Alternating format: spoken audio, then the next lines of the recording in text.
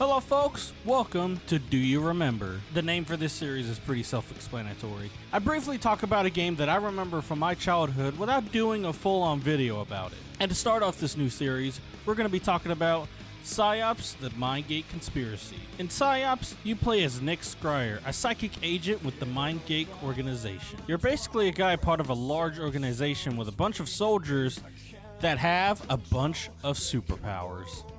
Those superpowers included telekinesis, mind control, pyrokinesis, and a bunch of others that made gameplay compelling. However, the game was poorly marketed and because of that, had some subpar sales despite its high ratings.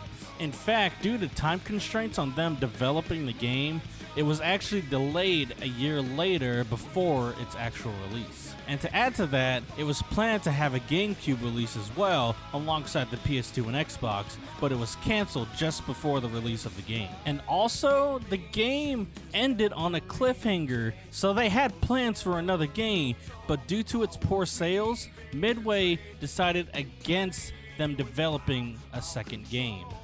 There was so much planned for this game, and because of Midway's poor handling of the game's marketing, it just never grew into something that director Brian Eddy wanted to have happen.